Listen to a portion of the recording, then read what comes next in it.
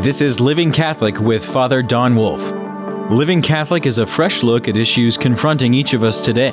This show deals with living Catholic, what that means for Catholics, as well as the impact on the rest of society. You certainly don't have to be Catholic to enjoy this show. And now your host, Father Don Wolf. I'm Father Don Wolf, pastor at Sacred Heart Parish and rector of the Shrine of Blessed Stanley Rother. And here we are. We've gotten to the point of Lent in which our initial excitement for the disciplines of the season have begun to be tested. Our time now is something like the equivalent of the third or fourth week in January, when the resolutions that we make at the beginning of the year, when they begin to wane. The promises to get more exercise or to read more or to be more patient, the ones we make to ourselves when the bright prospect of the new year is right on the horizon, like fog, they begin to thin as the dawn turns to day. It's all part of the dynamic of the season. By now, we're all tempted to give up on our Lenten disciplines. We do this in part because they're hard and we don't like to do hard things. It's easy to find a dozen reasons not to keep up with them, with what we've promised, and just go back to what we were doing. And partly, this is often the time when we may have slipped and haven't kept up with what we promised ourselves. And once the dam is broken, the water rushes in easily. When the security of our consistency has been compromised, then the whole effort begins to falter. If we promised, for example, not to waste an hour on Facebook this Lent, and yesterday we peeked at a couple of the posts, and before we knew it, we'd blown 2 hours. Today, it's all that easier to forego the resolution altogether since we've already slipped. Once, since we imagined that we'd go 6 weeks without looking, and now that's not possible, then the whole effort has been ruined, and so we succumb to our old habits. We all know what that's like. And since we're all faced with this prospect now that Lent is becoming serious, we should analyze what's going on with us and with the prospects of a good Lent and understand what preparing for Easter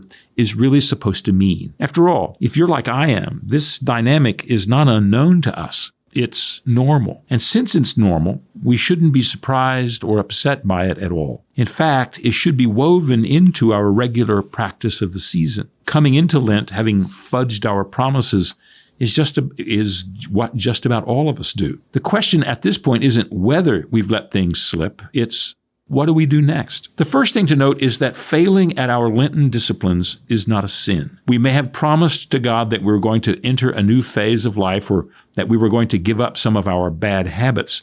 But if we've failed in it, the failure is not sinful. After all, we're not making a deal with God in order to have a better life or a more congenial soul. We're exercising our choice to enter into a deeper relationship with the Almighty. And like all relationships, not getting it right away isn't a tragic failure. It's just how relationships go. So if we find ourselves in this category, we should relax and understand that it's part of relationship dynamics. The whole focus of taking this time and doing something different is so that we can look up from our path and see something we haven't seen before. And not getting it right, finding out that it's harder than we thought, is actually part of what we can see. The easiest thing in the world to do is to imagine that we can just change our lives and turn on a dime. After all, nothing's impossible for the one who doesn't have to do it. We can look at the troubled people that we know and imagine to ourselves that if they just changed their lives, their problems would disappear. And it's probably true. Their lives would be better if they just changed what they did. But that's the nexus. Change isn't easy, no matter how good it might be for you. Suffering because of the habits you have or the choices you make doesn't make the truth of the suffering less. So changing the habits or the choices, however, isn't anything easy. It's good to know that about ourselves, especially when we find it in ourselves. For Lent, I give up drinking coffee. It's one tiny little part of my life to change. In the grand scheme of living, it weighs no more than a feather. Contemplating change in my life, it's one very small part of my daily routine. It's hardly some gigantic change of direction and cause for conversion. In fact, there's really nothing much to it. However, changing this one small, innocuous habit isn't easy. Even when I carefully cycle down to 1 cup of coffee a day in the weeks before Lent, once the caffeine fast begins, it hurts. Normally, it takes about a week before I feel like myself again. After that, it's not bad. But it is a struggle, especially at the beginning. I can't imagine what it would cost to begin a gigantic change of heart, a complete and abrupt alteration of life. Just doing this one little thing costs a lot. What would doing something completely different amount to? I don't know.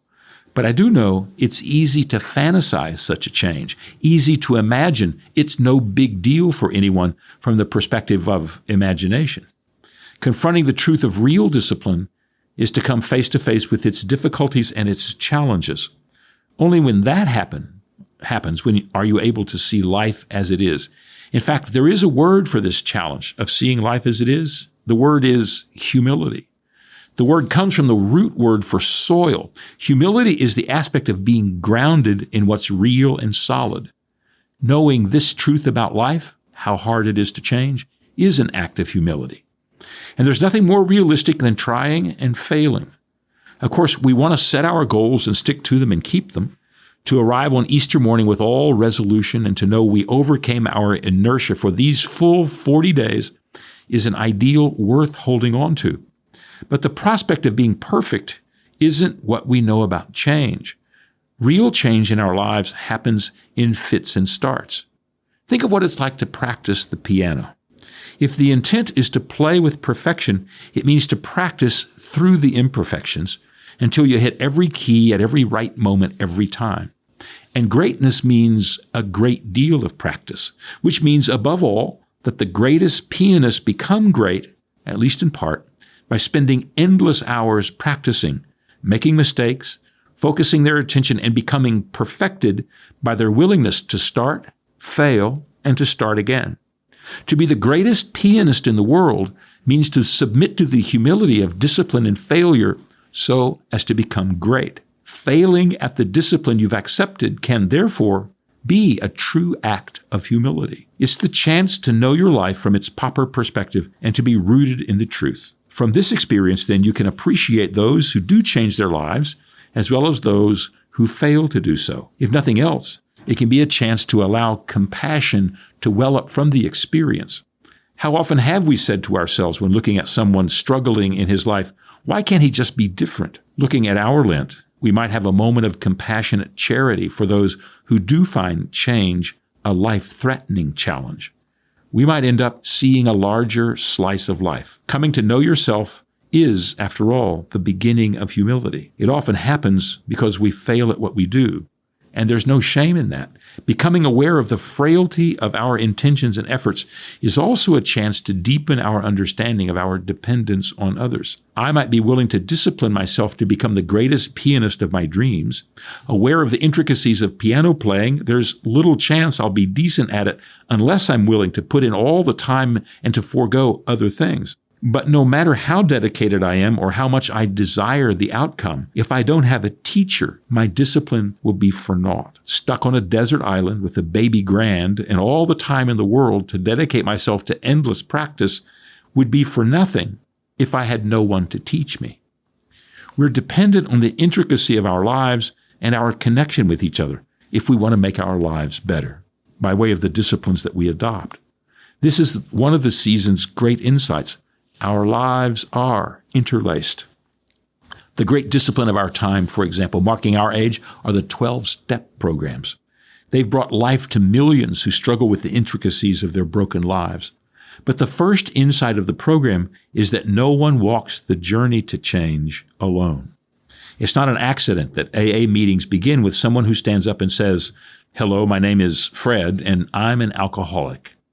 Fred is sharing in public the help he has received and the promise of the discipline he has enacted with all those who desire to share in what Fred has found. And in the sharing, Fred will ascribe whatever failures he has experienced and acknowledge them as part of the achievement of this time in his life. For him and for his story, the humility of trying and failing is woven into the meaning of his sacrifice and the purpose of this life. There are two elements to this failing. The first is when we fail because we just gave in to the urge to go back to our regular routine.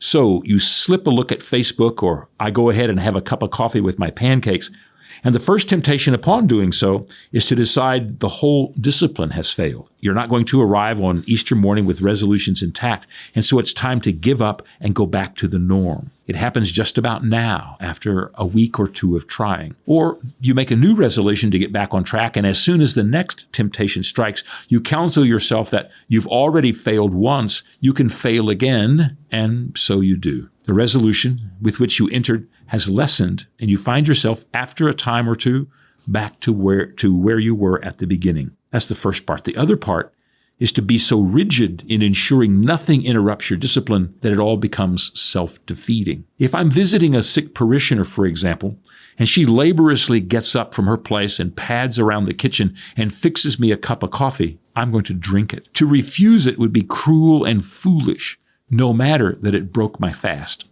Assuring myself that my discipline is more important to me than my charity to this parishioner is to miss the point of the discipline altogether. A couple of years ago, one of the priests of the diocese was celebrating his 25th anniversary. He invited the priests that were close to him to enjoy this time of accomplishment and joy that he was celebrating. About half of them, though, had entered their Exodus 90 program, in which they forswore eating meat, drinking wine, and having sweets.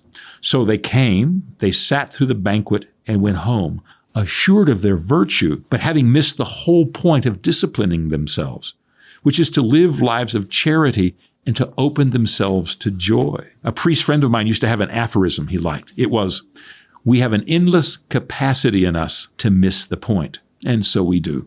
Or better yet, from the unsinkable Molly Brown, all of life is a banquet, and most poor suckers are starving to death. And so they do. If we are at the point at which our first resolution has now ended, if we will not arrive at Easter Sunday having been successful in all of our sacrifices for 40 days in a row, then we can pause and begin a new resolution. It is its own virtue to begin again after failing.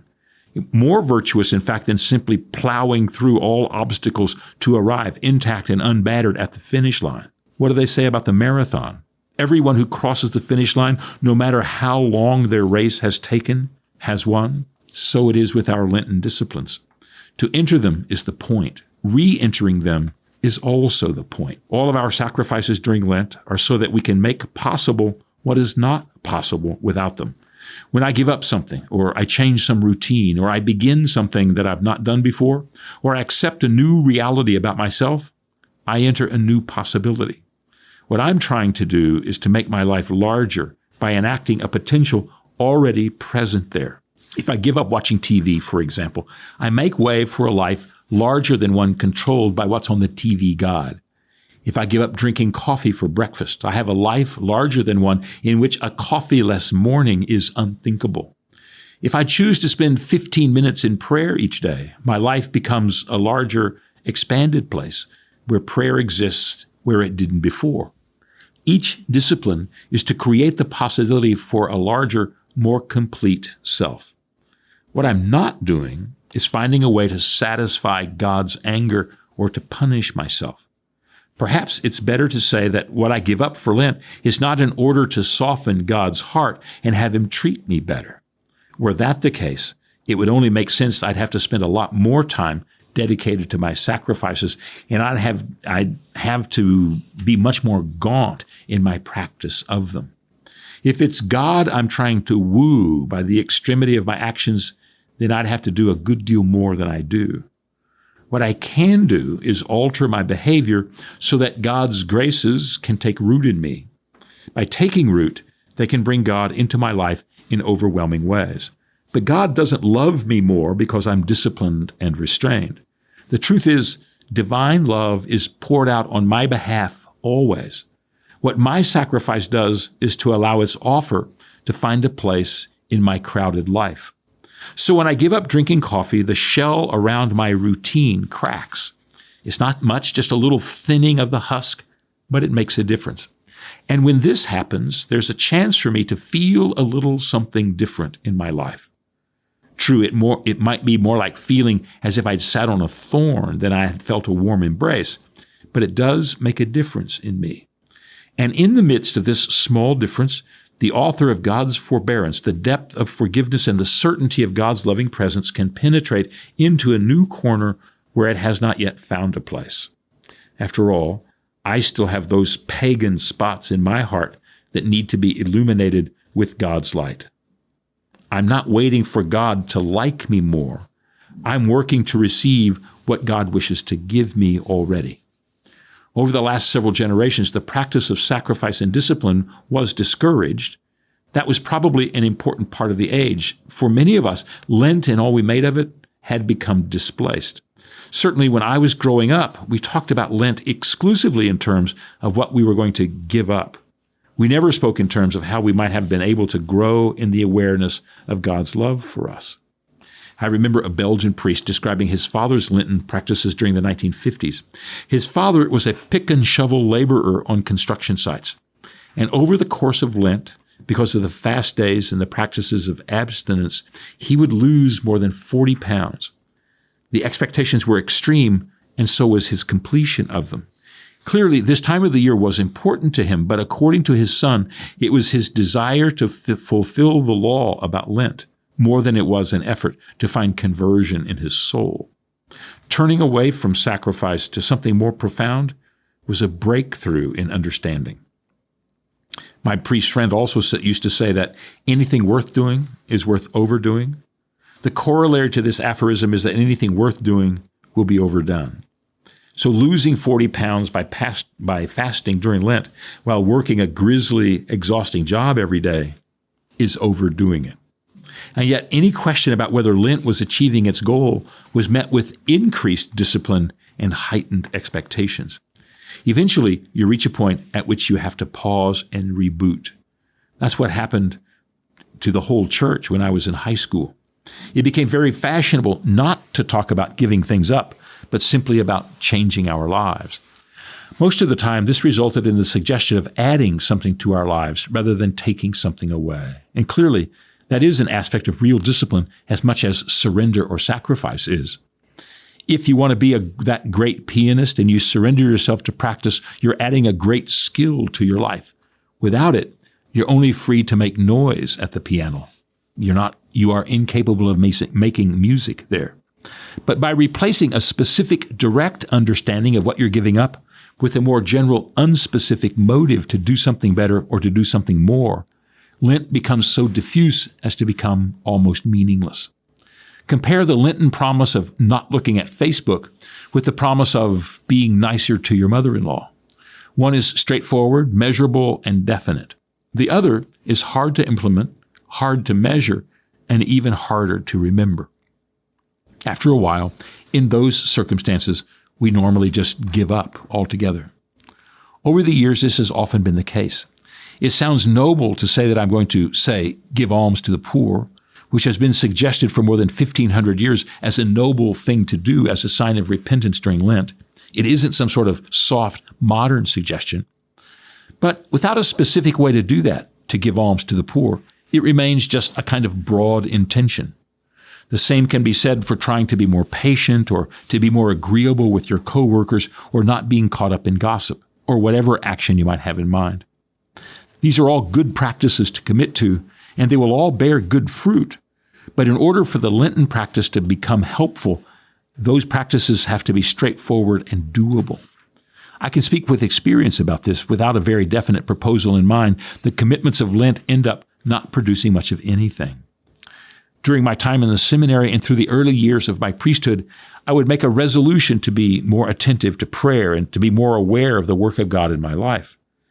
And both of those things are good things, but it takes discipline and commitment to achieve them. But they're not very specific when it comes to what I'll do on the Thursday after Ash Wednesday. The result was that I floated through Lent and arrived at Holy Week without having really done much of anything special. My resolution had melted in the course of the 40 days. It was as if Jesus had said when going to the desert to pray for 40 days that he was also going to try to lose some weight. While that may have been a laudable effect, if it's nothing quite like intending to fast for 40 days. There is something to accepting discipline and conforming ourselves to specific expectations and to actual practices. It was only when I turned back to a commitment to sacrifice that my Lent became fruitful again.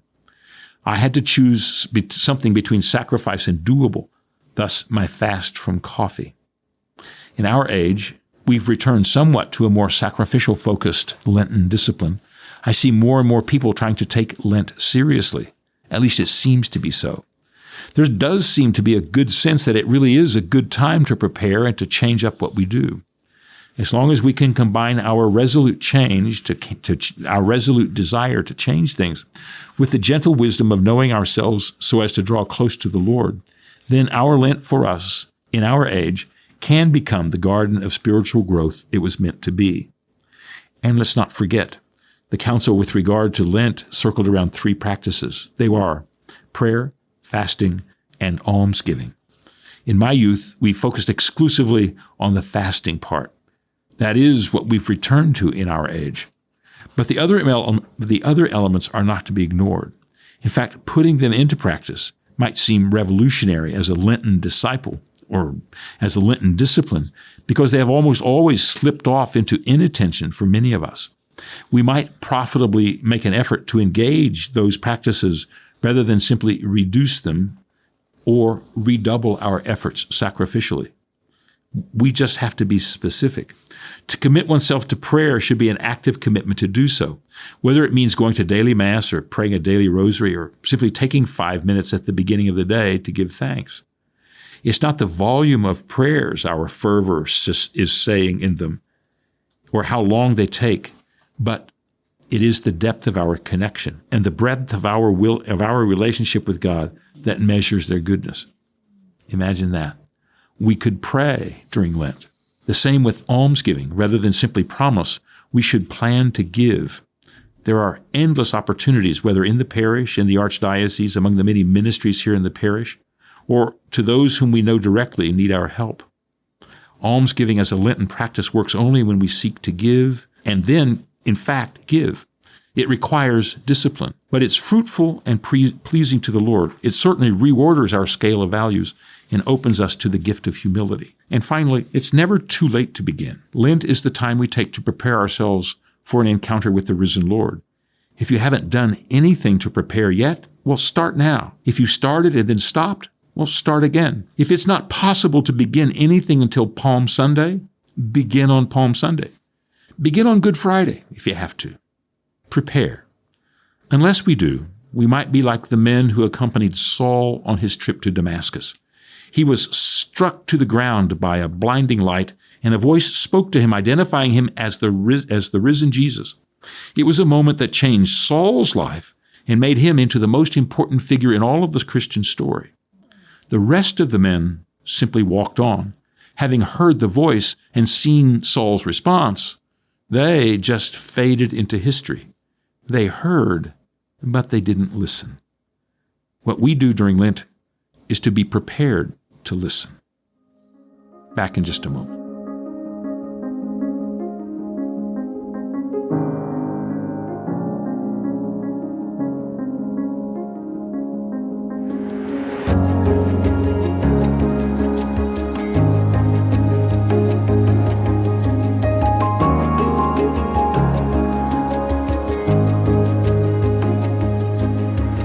Welcome now to our final segment, Faith in Verse. We have a poem today called For Lent.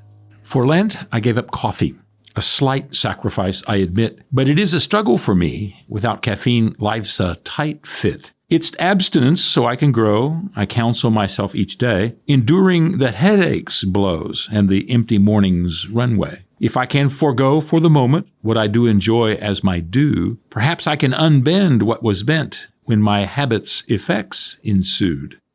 To surrender this meager joy for these 40 days ongoing is to find my will employed, that all my weaknesses are coined. Oh yes, and God is hereabout. In the new freedom I obtain, I find I can live now without, and I, this different day, can claim. That's For Lent.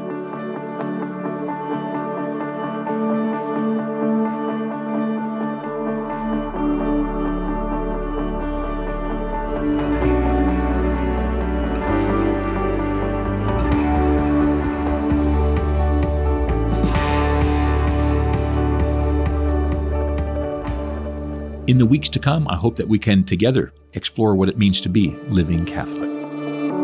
Living Catholic is a production of Oklahoma Catholic Radio. To learn more, visit okcr.org.